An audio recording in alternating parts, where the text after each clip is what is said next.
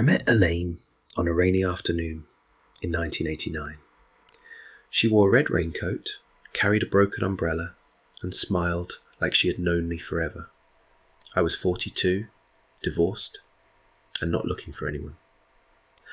But she just walked into my bookstore, asked for a copy of Wuthering Heights, and before I knew it, we were having coffee at the little cafe next door. Elaine was vibrant, curious, and kind. I was cautious, quiet, and stuck in my routine. She said I reminded her of a lonesome jazz song, sad, comforting, and always playing in the background. I told her she made life feel like spring again. A year later, we married. I sold the bookstore, we bought a modest home on the edge of town, and I started working in a logistics company to bring in a steadier income. She worked part-time as a librarian and spent weekends volunteering at the shelter. Life was ordinary, comfortable, trusting. We didn't have children, not by choice, but by fate. 2 miscarriages left her heartbroken. I tried to hold her, to help her heal. But some part of her closed off after that. Still, we stayed close, quiet, loving. We took road trips every summer. We watched old westerns and baked cinnamon bread every Sunday morning. She cried during documentaries. I held her hand during thunderstorms. And then, after 25 years, she was gone. It was a Thursday. I remember the weather. It was clear, cold, and quiet. I got up early like always, made coffee, toasted bread, called her name. Silence.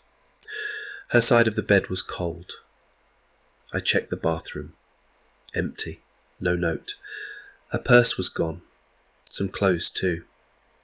At first I thought maybe she went to visit her sister in Ohio, maybe an emergency. I waited the whole day. I called her sister, who hadn't heard from her. I called her friends. None of them knew anything. I filed a missing person report the next morning. The police took it seriously. They searched, questioned neighbours. No signs of a break-in. No witnesses. Her car was gone. And then came the real blow. Her bank account had been emptied the day before she vanished. Joint savings too. Everything. Gone. I felt like I was unravelling. I couldn't sleep, couldn't eat. I kept listening for the sound of her keys, her humming in the kitchen, the creak of the floorboards in the hallway. Weeks passed, then months. No leads, no updates, until one morning I got a letter. No return address, no signature, just a handwritten message on plain paper. Don't look for me. I'm fine. I need a new life. I'm sorry. That was it. I stared at those words for hours. New life? From what? We had no major fights, no debt, no abuse. What life was she running from? I hired a private investigator. It cost me most of what I had left. He found her. Eventually. She was living in Phoenix, Arizona, under her maiden name, with a man named Victor, a retired dentist, 65, widower, wealthy. They met during a book club Zoom group during the pandemic, had been talking for 2 years. He visited once, apparently while she went to visit her sister. They'd fallen in love, she told him, and she wanted a fresh start before she turned 60. I felt like someone had dug a hole in my chest and poured cement into it. So this was it.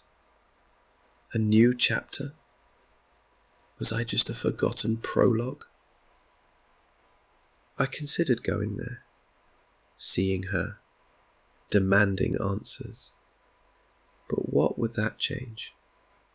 She left, on her own, with someone else, with someone who wasn't me. That winter was the darkest of my life. I barely left the house. I lived on canned soup and crackers. Everywhere I looked reminded me of her. Her books, her handwriting on the fridge, the scent of her perfume still clinging to the pillows. One night, I found an old tape. Our 10th anniversary. She was laughing, dancing in the living room, holding a cake I'd baked for her. I was off-key singing some Sinatra song in the background. I watched it 5 times that night. Then I cried like I hadn't in years. Spring came, then summer. One day, while walking through the park, I saw a boy trying to fix his bike chain. He looked so frustrated, so determined. I helped him. We got the chain back on, and he smiled like I'd saved the world. His mother came running over. Sarah, a single mum, maybe in her late 30s. We talked, briefly. I started walking in that park every Saturday. Sometimes I saw them, sometimes not. But little by little, I found myself reconnecting with the world. I joined a men's reading group at the library. I started volunteering at the same shelter Elaine once loved. People asked about my wife. I said she moved away. I left out the rest. 2 years after she left, I got another letter. This time it was longer and signed. Dear Tom, I know I hurt you in the worst way. I don't expect forgiveness. I just want you to know it wasn't your fault. I loved you for so many years, but something inside me faded. I felt like I was sleepwalking through life. I found someone who made me feel alive again, and I was too much of a coward to tell you face to face. You were always good to me, better than I deserved. I hope you're okay. I think about you more than you believe. Elaine. I read it, then burned it. I didn't need closure. I didn't want sympathy. I wanted peace. Now, 10 years later, I sit on my porch, watching kids ride bikes down the street. The world moves on, even when your heart tries to stay frozen in time. I never remarried, never saw Elaine again. But I found something unexpected. Clarity. She chose her path, and I chose not to let her betrayal define me. Sometimes, in the quiet moments, I still hear her humming, and it doesn't hurt as much anymore.